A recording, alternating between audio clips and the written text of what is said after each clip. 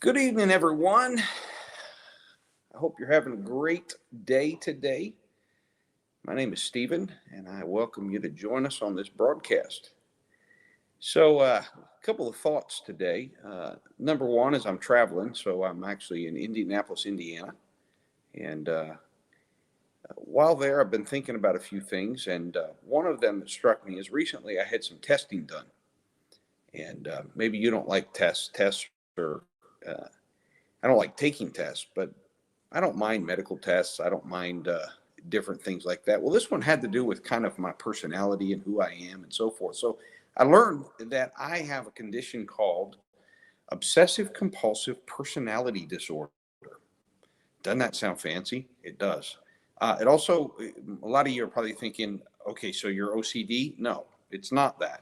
It's actually, let me boil it down for you. OCPD means basically, I'm a perfectionist. Newsflash. Any of you that know me know that that's no newsflash.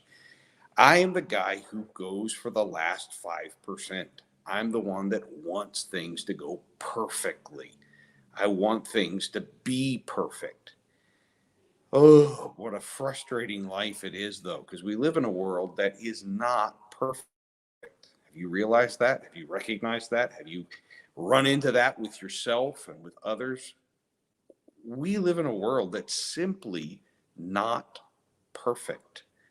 And I heard a story, or heard a cultural story, basically about the Japanese.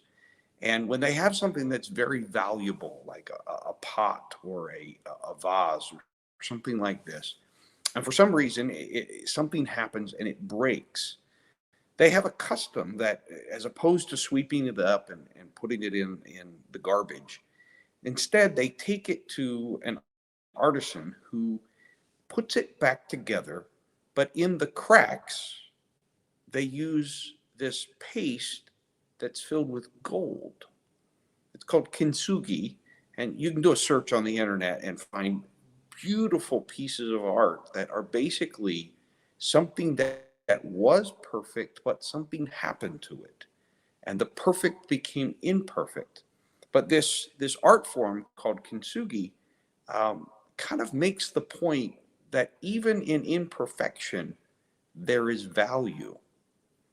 And I find that very interesting, particularly given my obsession, if you will, obsessive compulsive personality disorder, with everything being perfect, everything being the way it's supposed to be.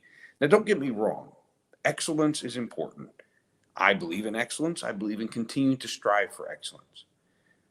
But if you'll notice, I said this kintsugi has found the value in imperfection.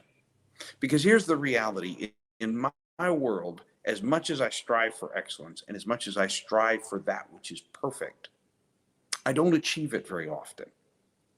It's frustrating, but if I can learn to recognize that there is value in the imperfection, there's value.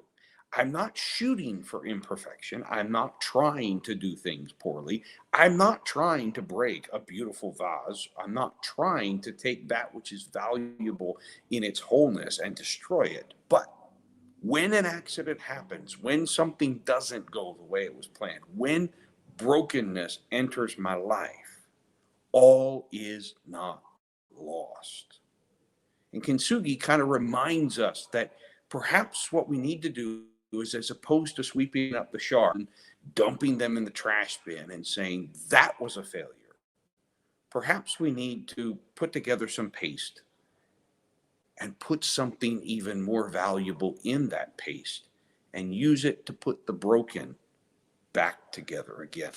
Novelist Eugene O'Neill is reported to have summed it up or said it this way: humanity is born broken, and he lives by mending. And grace is the glue. So I'm wondering if in the lives of people that we love and that we are in, we shoot for perfection. In our own lives, we shoot for perfection. I'm not ready to get rid of my OCPD. In fact, I can't get rid of it. It's part of who I am. Perhaps it's even part of my brokenness, but it can be used for good. It can be used in a valuable manner.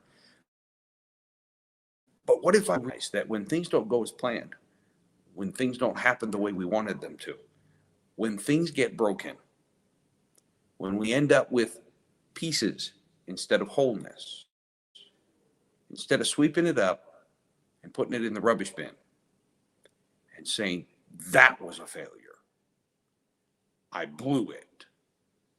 What if we added some grace?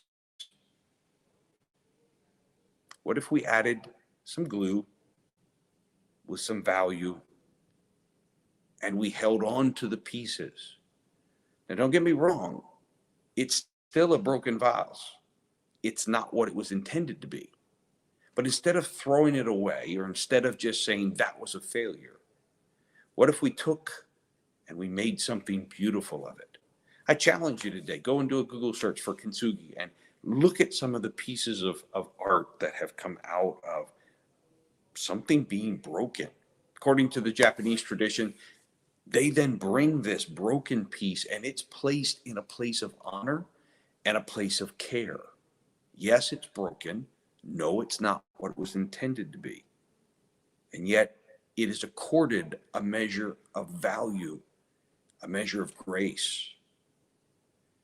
Because I have a sneaky suspicion that there really is value. As much as I want perfection, as much as my personality calls for perfection, there really is still value in imperfection.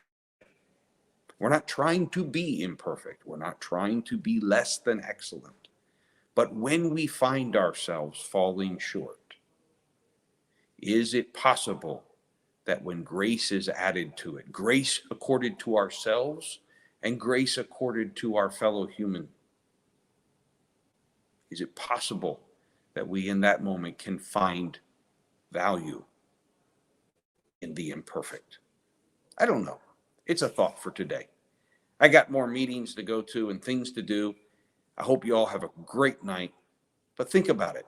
The next time things don't go as planned, can you add some grace and find value in the imperfect? All right, that's it. Hope you guys enjoyed. Have a great day. We'll talk to you later. Bye.